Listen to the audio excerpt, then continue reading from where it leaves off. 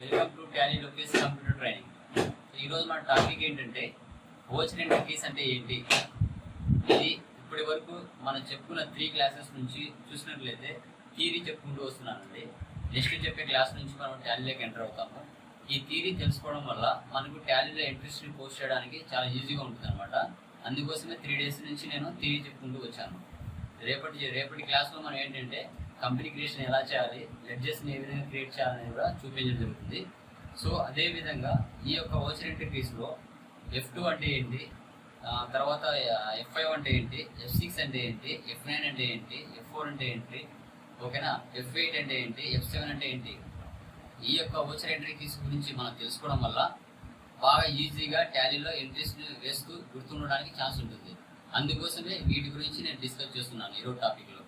Okay, so మీకు నచ్చినట్లయితే ఈ ఛానల్ని సబ్స్క్రైబ్ చేయండి, లైక్ చేయండి, షేర్ చేయండి, కామెంట్ చేయండి, బెల్ ఐకాన్ మీద క్లిక్ చేయండి. Okay, thank you. Computer training. So ఈరోజు మన టాపిక్ ఏంటంటే ఓచర్ ఎంట్రీ కీస్ అంటే ఏంటి అనేది డిస్కస్ చేస్తాం అనమాట. సో టాలీలో ఓచర్ ఎంట్రీ కీస్ ఏ విధమైన రోల్ని మెయింటైన్ చేస్తుంది అని చూసుకున్నట్లయితే కంపల్సరీగా బిఫోర్ టాలీలోకి ఎంటర్ అయ్యే ముందు ఓచర్ ఎంట్రీ కీస్ గురించి మనం తెలుసుకోవాలి. సో ఇప్పుడు చెప్పేదంతా నేను థియరీ చెప్తున్నానండి, ఇంకా టాలీలోకి ఎంటర్ కాలేదు. లాస్ట్ ప్రీవియస్ క్లాస్లో కూడా మనం థియరీ చెప్పుకుంటూ వస్తున్నాం. అంటే టాలీలోకి ఎంటర్ అయ్యే ముందు ఈ థియరీ మొత్తం తెలుసుకోవాలన్నమాట. అందుకోసం నేను థియరీ చెప్పుకుంటూ వచ్చాను. నెక్స్ట్ చెప్పే క్లాస్ నుంచి మనము లైవ్ ఎలా చేయాలో చూపిస్తాను టాలీలో. ఓకేనా, this is the last class. ఓకేనా, బేసిక్ క్లాస్ గురించి ఇది లాస్ట్ క్లాస్ అనమాట. సో అది ఎలా అనేది ఇప్పుడు మనం చూద్దాం అనమాట. చూడండి,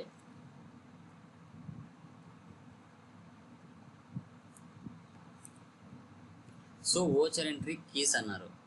ఫస్ట్ F2 అంటే ఏంటి, టాలీలో ఏం రోల్ మెయింటైన్ చేస్తుంది F2 అంటే డేట్. F2 అంటే date, to change voucher date. అంటే టాలీలో ఏదైనా ఒక డేట్ని మార్చడానికి F2 అనే దాన్ని యూజ్ చేస్తాం మెయిన్గా. అర్థమైందా?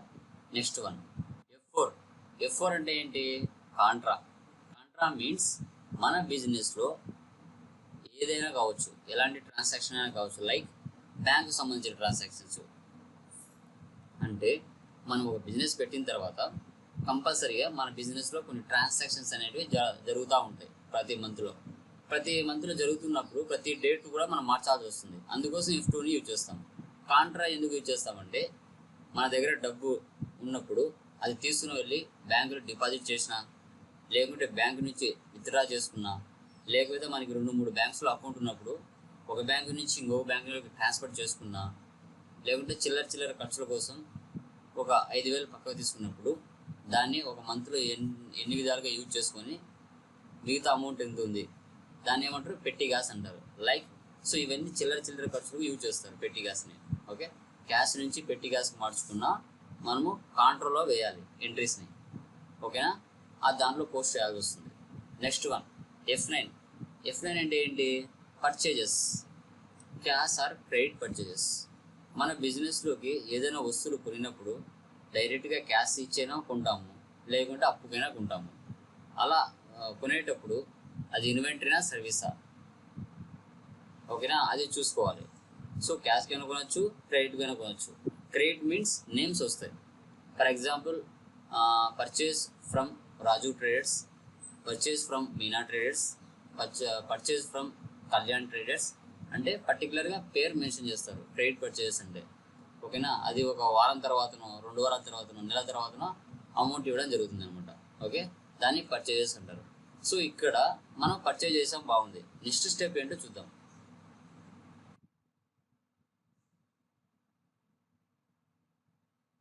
నెక్స్ట్ స్టెప్ ఏంటి, పర్చేజ్ చేసిన తర్వాత మన కంపెనీ వాళ్ళకి ఏం చేయాలి, డబ్బు పే చేయాలి. లైక్ అది క్యాష్ అయినా చెక్ అయినా. F5 అంటే పేమెంట్ అంటారు. F5 అంటే పేమెంట్. సో పేమెంట్లో ఏంటంటే మనం ఎవరి దగ్గర పర్చేజ్ చేసినా కూడా వాళ్ళకి అమౌంట్ పే చేయొచ్చు.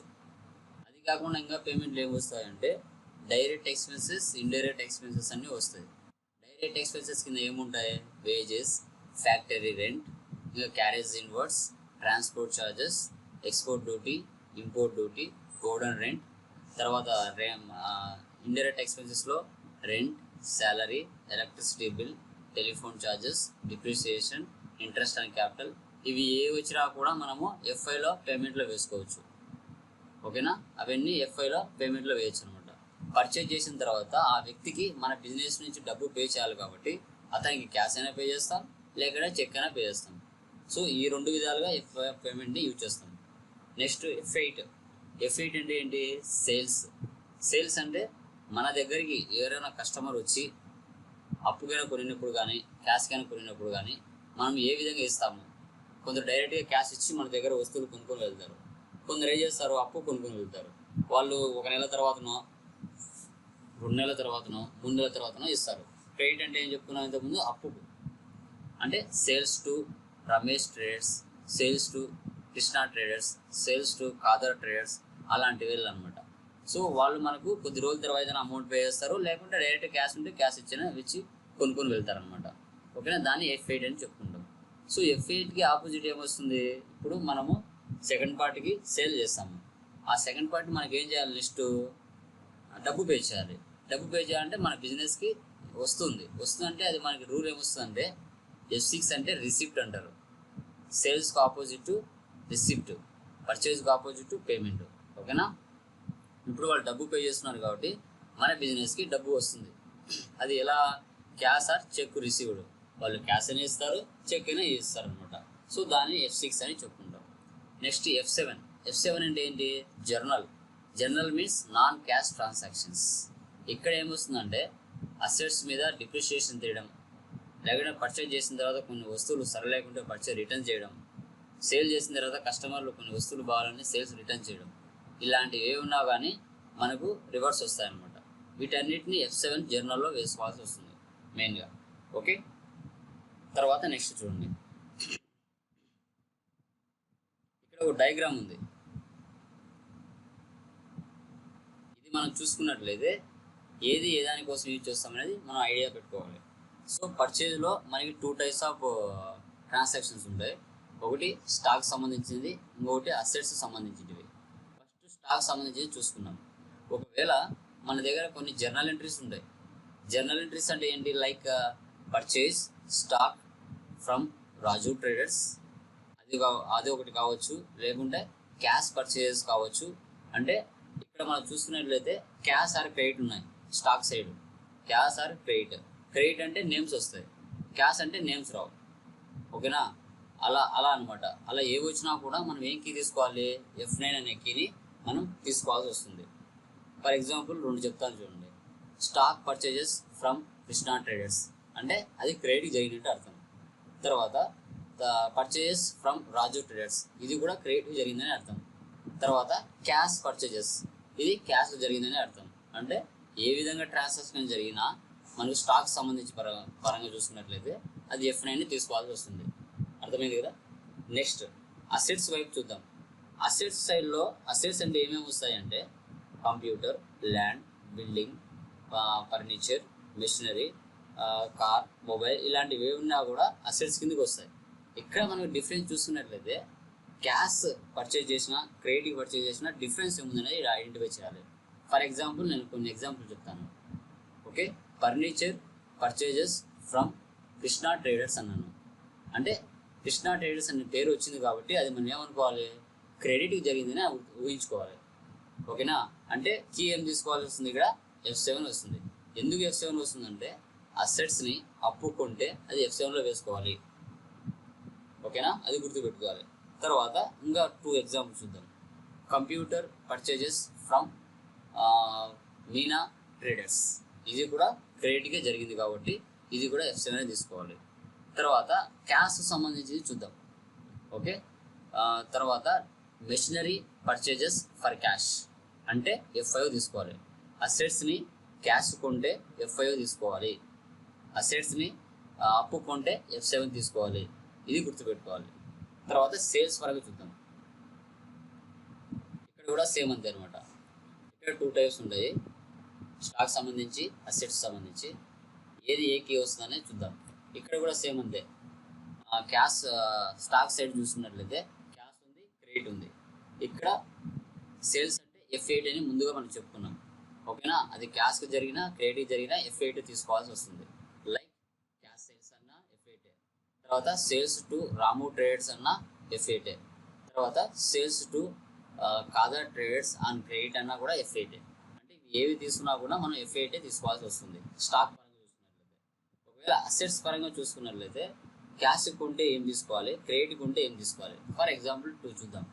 ఓకేనా. Computer sales to Priya traders on credit అంటే F7 తీసుకోవాలి. తర్వాత machinery sales to Balu traders for cash అంటే F6 తీసుకోవాలి. అసెట్స్ని క్యాష్ కొంటే మనం F6 తీసుకోవాలి. ఓకేనా. తర్వాత ఈ విధంగా మనము సేల్స్లో పర్చేజ్లో చూసుకోవడం జరుగుతుంది అనమాట. ఓకే. నెక్స్ట్ వన్, ఇప్పుడు కొన్ని ఎగ్జాంపుల్స్ చూద్దాం. Stock purchases stock from Lokesh అన్నాం. అప్పుడు ఏం కీ తీసుకోవాలి, F9 తీసుకోవాలి. తర్వాత నెక్స్ట్ వన్ చూడండి, పర్చేజెస్ స్టాక్ ఫర్ క్యాష్ అంటే అప్పుడు ఏం కీ వస్తుంది, F9 వస్తుంది. ఓకేనా. ఇది స్టాక్ పర్చేజెస్ సంబంధించి. తర్వాత అసెట్స్ సంబంధించిన పర్చేజెస్ ఏమైనా చూద్దాం. Furniture purchases from Karthik 40,000 on credit. ఇప్పుడు ఏం కీ వస్తుంది, లైక్ F7 వస్తుంది. తర్వాత computer purchases by paying cash. ఇప్పుడు ఏం కీ వస్తుంది, F5 వస్తుంది. అర్థమైంది కదా గైస్. నెక్స్ట్ సేల్స్ చూద్దాం. స్టాక్ సేల్స్ ఫ్రమ్ ఇక్కడ 2 రావాలి guys, by mistake. Okay.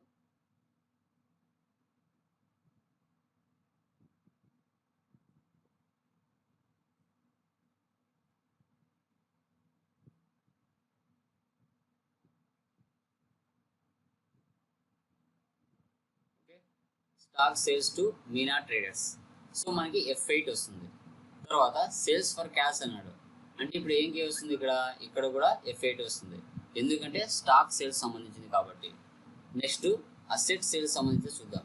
Land sales to Kalyan traders 40,000 on credit అన్నాడు. ఇక్కడ ఏమొస్తుంది, F7 వస్తుంది. తర్వాత machinery sales by paying cash. ఇక్కడ ఏమొస్తుంది, F6 వస్తుంది. ఓకేనా. ఈ విధంగా మనం ఐడెంటిఫై చేయాల్సి వస్తుంది వోచర్ కీస్ని, ఎందుకంటే ఇవి టాలీలో మనకు ఉపయోగపడతాయి కాబట్టి. నెక్స్ట్ ఎక్స్పెన్సెస్ ఉన్నాయి మనకి. స్టేషనరీ పర్చేజ్ ఎక్స్పెన్సెస్ ఇక్కడ చూడండి. Stationery purchases from Harish 40,000 on credit అంటే మనం ఆటోమేటిక్గా F7 అని అనుకోవాలి. తర్వాత stationery purchases from Varun 40,000 for cash. So పేరు వచ్చింది, లాస్ట్లో క్యాష్ కూడా మెన్షన్ చేశారు. అయినా క్యాష్ జరిగింది కాబట్టి మనకి F5 వస్తుంది. ఓకేనా. ఈ విధంగా మన టాలీలో ఎంట్రీస్ని ఐడెంటిఫై చేయాల్సి వస్తుంది. ఓకే. అదేవిధంగా మీకు ఈ ఛానల్ నచ్చినట్లయితే సబ్స్క్రైబ్ చేయండి, కామెంట్ చేయండి, షేర్ చేయండి, బెల్ ఐకాన్ మీద క్లిక్ చేయండి, లైక్ చేయండి. ఎక్కువసేపు చూడండి, మీకు అర్థమవుతుంది. బేసిక్ అనేది మనం స్టార్టింగ్ నుంచి నేర్చుకోవడం వల్ల మనకు టాలీలో ఈజీగా ఎంట్రీ స్కోర్ చేయడానికి బాగుంటుంది. కాబట్టి లాస్ట్ 3 సెక్షన్స్ నుంచి ఇంతవరకు బేసిక్ క్లాస్ ఎక్స్ప్లెయిన్ చేశాను. నెక్స్ట్ క్లాస్లో మనకి కంపెనీ క్రియేషన్ ఎలా చేయాలి, ఓకేనా, లెడ్జెస్ని ఏ విధంగా క్రియేట్ చేయాలి అనేది చెప్పడం జరుగుతుంది 1 by 1. ఓకేనా. Thank you.